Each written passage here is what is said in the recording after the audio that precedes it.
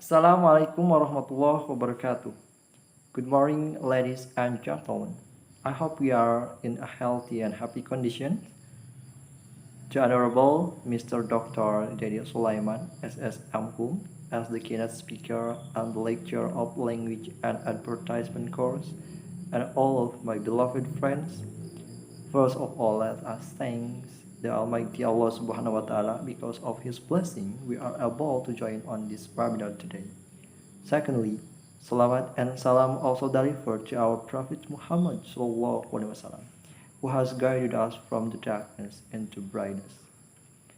My name is Tasrul Wahdoni, as the moderator and also the second speaker of today's webinar.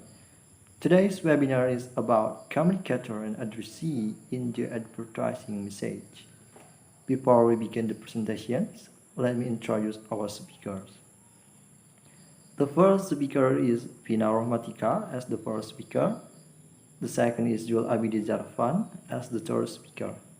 Now, without further ado, allow me to welcome the first speaker, Vina Rohmatika, to deliver her presentation. Please.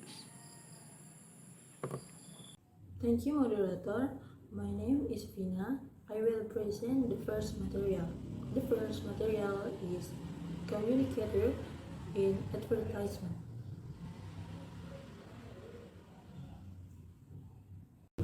What is communicator in advertising? A communicator in advertising can be considered as the one who is sending the message, and in many cases, the communicator would be a company who is trying to advertise a product.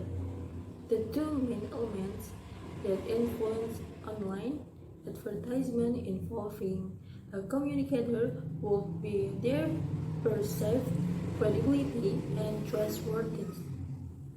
How do advertisements communicate their message? The majority of message include a call to action, an implied or directly expressed statement directing the target audience to do something. How does advertising communicate with customers? The purpose of advertising is to help produce leads, prospects, and customers. Advertising can create awareness.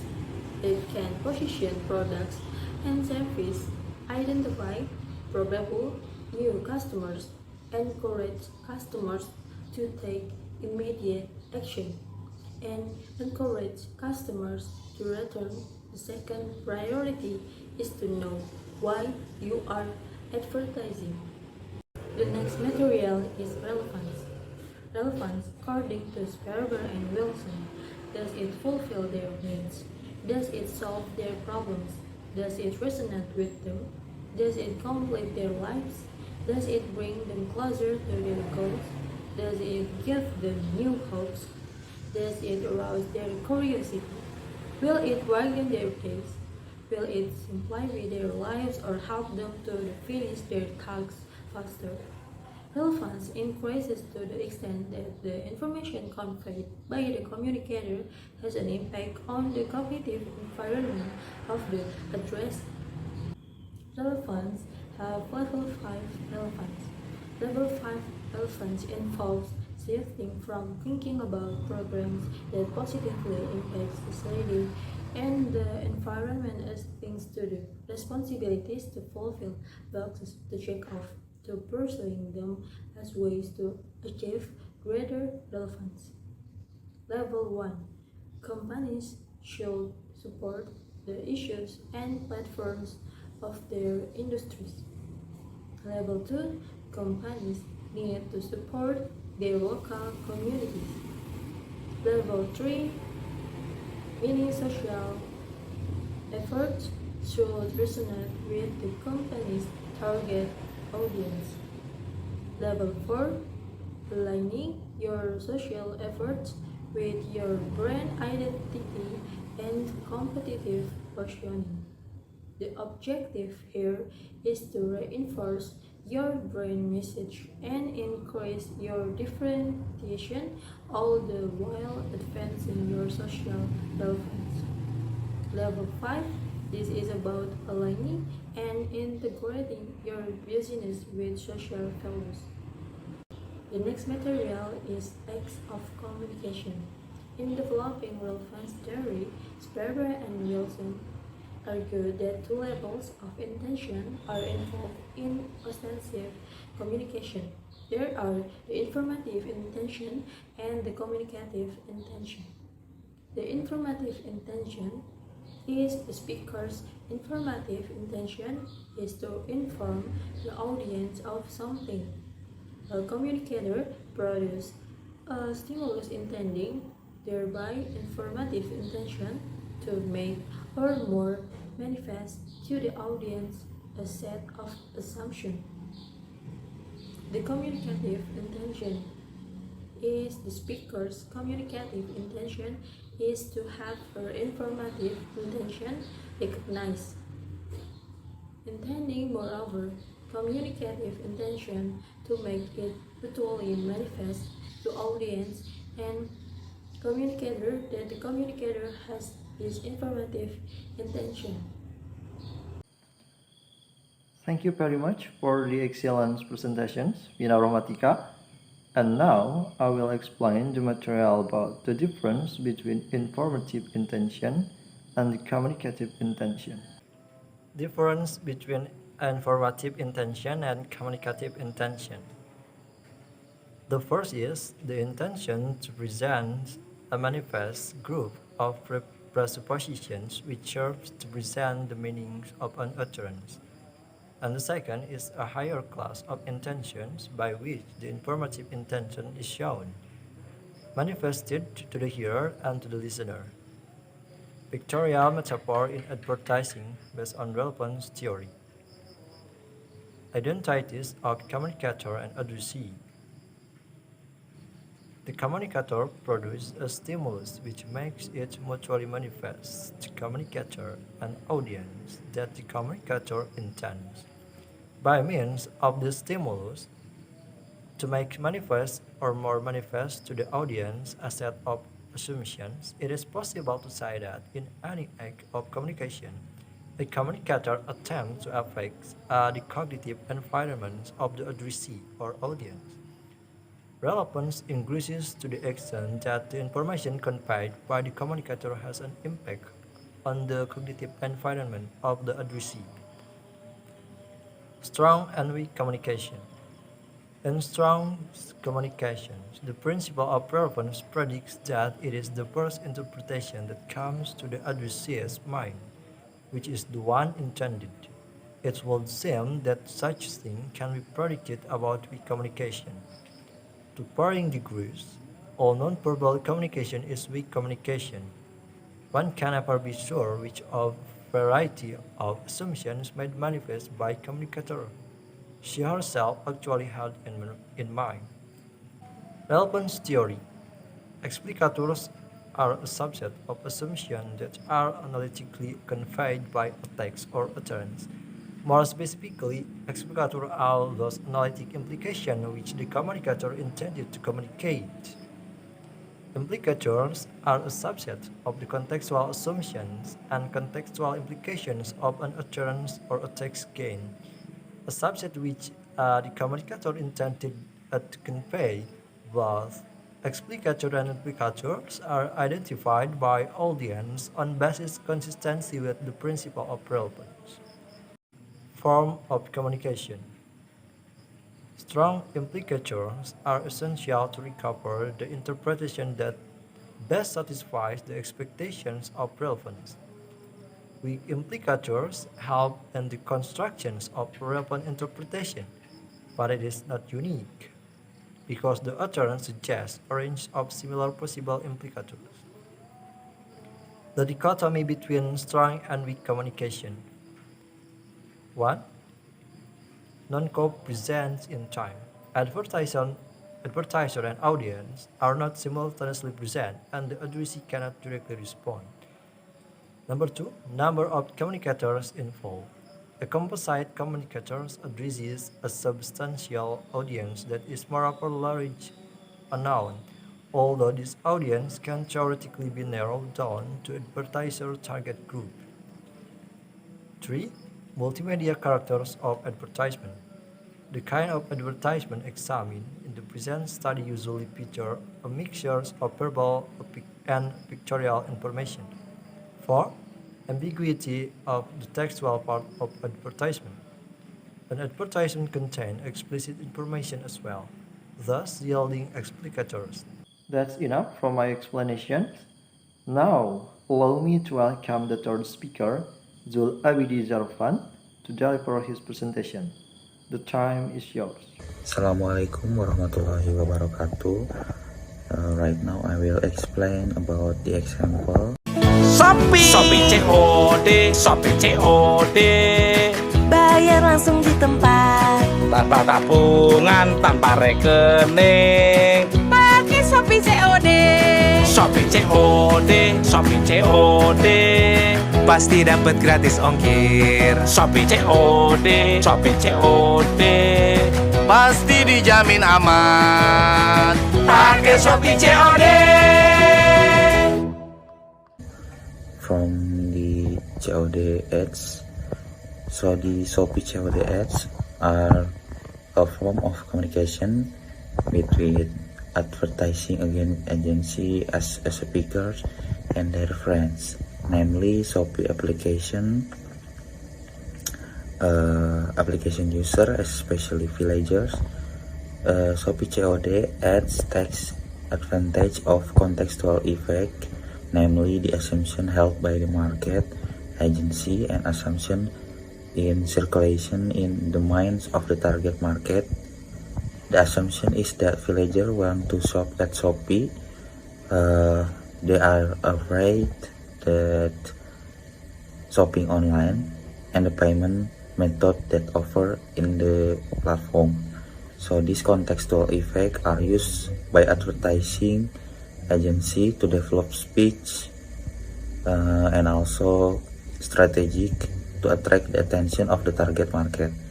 In addition, the use of the intensive stimulus in the form of songs accompanied by the movement, and also the use of the orange color, which is the hallmark of Shopee, and also the repetition of the word Shopee COD to attract the attention of the target market.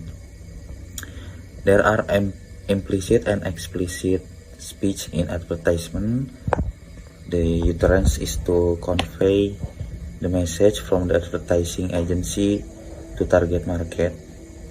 The message is that shopping at Shopee with the on-site payment method is guaranteed by safe and easy. And Shopee COD can be said to have high degree of relevance because they have a contextual effect and use a simple language that make it easy for the seller to understand and also the target brand.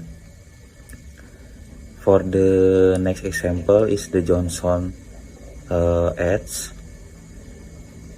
So judging from the visual of the advertisement, the speaker is quite clear in the expressing his target market, namely a woman who wants or already has a baby. This can be identified through the model of a woman who is mother who is bathing a baby. Of course, the agency has predicted the speech that will be conveyed to the target market through the advertisement. Therefore, present advertising introduce its product by utilizing contextual effect and intensive advertising stimuli to attract the target market. And through the contextual effect, the agency instill presumption that are relevant as to a certain to be accepted by its market share. The first assumption is that the mother must give the best for her child, especially when her child is just a born baby. And this assumption makes the mother more careful in choosing the need of her babies, especially when it comes to baby skin, because as is well known, Baby skin is very sensitive than adult skin. The second assumption is the Johnson Cotton Touch 2-in-1 hair and body baby bath product contains ingredient care for baby delicate and sensitive skin. As the speaker in the ad said, is made of natural cotton, which makes the formula very gentle and has been tested by the dermatologist. This means that the advertising product is safe for mother to use in her babies. The first stimulus provided by the Johnson advertisement was represented by a smooth and soothing female speaker. The voice of the female speaker made the mother justify what was said by her. Then the second stimulus is to display a baby who smile and laugh because of the touch given by his mother while bathing. The third stimulus is the scenes of the mother and son who cannot bear to kiss the baby after bath. The fourth stimulus is that this advertising product has 2 use in one package, namely 2-in-1 as a shampoo and a baby wash. The fifth is the presence of the MUI logo and the word halal certified. This stimulus stimulates the interlocutor or market share to buy the product advertised by Johnson, because the market is in Indonesia. So we can conclude this product, the Johnson Cotton Touch Baby Bath, has a high degree of relevance because it utilizes many contextual effects and does not require a long process to process the ad. And the second one is the speaker meaning conveyed by the advertising agency is that this product is a soft product in accordance with the health and halal standard, so the baby product can be used by various levels of society, especially in Indonesia. Thank you very much. I will give the speech to the moderator. Thank you very much for the excellent presentations, Zul Abidi Zarfan. Ladies and gentlemen, we have finally come to the end of this webinar. Before I close the webinar, I would like to take the conclusion from what the speaker has presented. A communicator in advertising can be considered as the one who is sending the message. And in many cases, the communicator will be a company who is trying to advertise a product.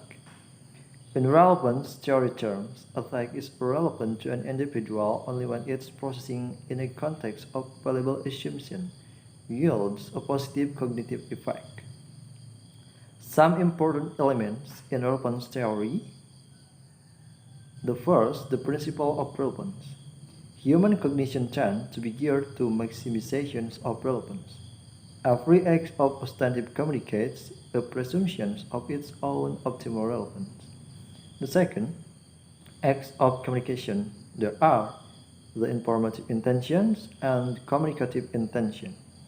And the third, identities of communicator and addressee.